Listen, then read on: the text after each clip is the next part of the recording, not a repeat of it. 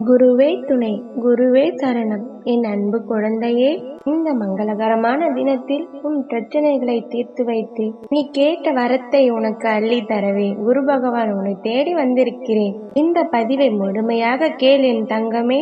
நாளைய விடியலில் நீ என்னிடம் விரும்பி அழுது வேண்டி கேட்டது உனக்கு வரமாக நான் கொடுக்க போகின்றேன். உன் வாழ்க்கையில் நடக்கின்ற அத்தனை விஷயங்களுக்கும் ஒரு அர்த்தம் இருக்கின்றது. சில நிகழ்வுகள் உனக்கு நிம்மதியையும் சந்தோஷத்தையும் கொடுக்கும். சில நிகழ்வுகள் உனக்கு வருத்தத்தையும் கஷ்டங்களையும் கொடுக்கும். இவையெல்லாம் எல்லோருடைய வாழ்க்கையிலும் நடக்கும். ஆனால் ஒருவர் அதை புரிந்து கொண்டால் இன்னொருவரால் அதை புரிந்து கொள்ள முடியவில்லை. அப்படியே அதை புரிந்து கொண்டாலும் அதை செயல்படுத்த முடியாதவாறு கர்ம வினைகள் துரத்துகிறது. அதன் மாய வலையில் சிக்க வைக்கிறது. என்றைக்கும் ஒன்றை மட்டும் புரிந்து கொள் என் குழந்தையே. உன் மனம் என்பது எஜமானராகத்தான் இருக்க வேண்டும். அதன் கட்டளைப்படிதான் நீ எல்லா விஷயத்தையும் செய்ய முடியும்.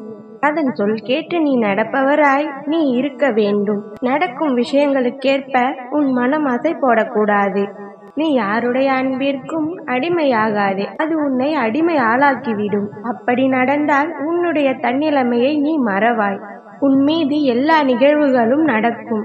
ஒன்றை மட்டும் தெரிந்து கொள் குழந்தையே. உன் தோற்றத்தில் தான் நிழல் தெரியணுமே தவிர நிழலிலிருந்து உன் தோற்றம் தெரியக்கூடாது.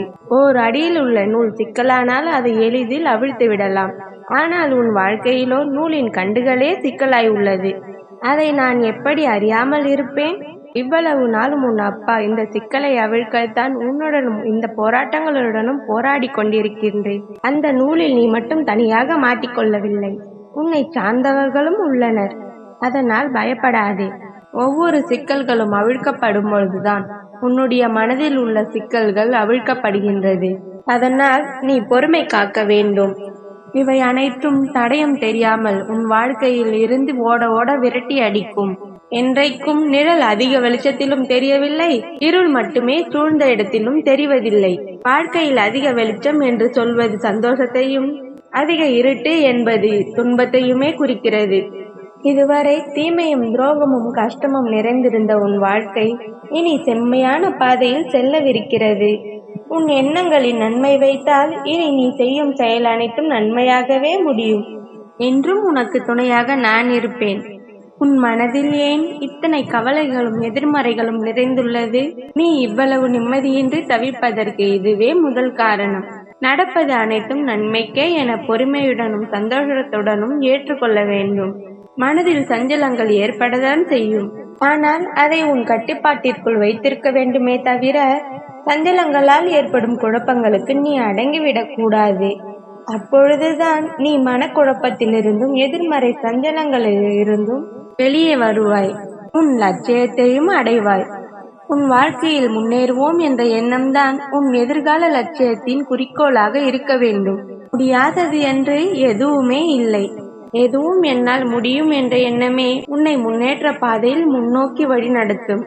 எதற்கும் அஞ்சாதே, எதை கண்டும் ஓடாதே. உனக்காக எல்லாமுமாய் நான் இருக்கின்றேன். உன் கோபத்தை குறைத்துக்கொள். அது உன் காரியத்தையே கெடுத்துவிடும். உன் கோபத்தில் அமைதியையும் நிதானத்தையும் வளர்த்துக்கொள். உனக்கு எப்பொழுதும் நான் துணை நிற்பேன். என் மீது நம்பிக்கை வைத்து செயல்படு. மற்றதை நான் பார்த்து கொள்கின்றேன்.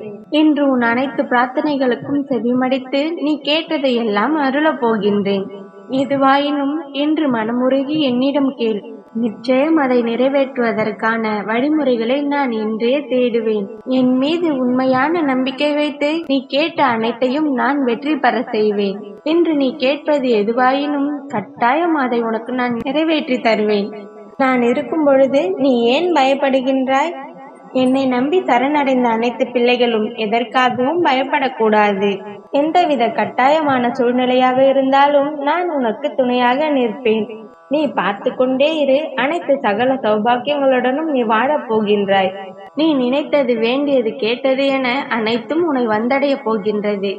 நம்பிக்கையோடு இரு. நல்லதே நடக்கும். குருவே சரணம்.